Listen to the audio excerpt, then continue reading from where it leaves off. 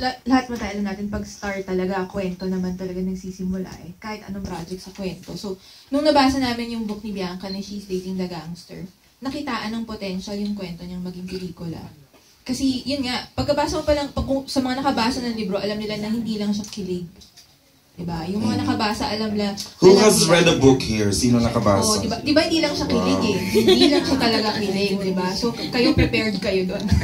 Diba? Pero, yun yung nakita ng star, na hindi lang siya kilig na pang teenager na material. Miss Carmi, was it easy or mahirap isang libro na igagawin mong script? Mahirap. Ay, hindi siya ganun madali? Oo, kasi siguro naisip na ba, madali lang kasi may material na.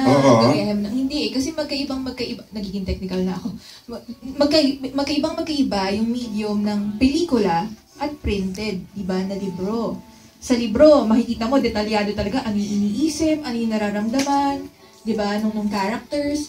Pagdating ng pelikula, iba eh, diba, si Direk, ang language ng pelikula, shots.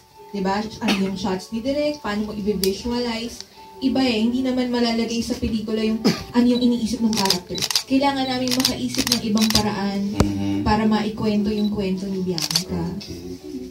Miss Bianca, you've seen The Rushes na ba? Have you seen some of the... Or were you there at the actual shoot? Ano lang?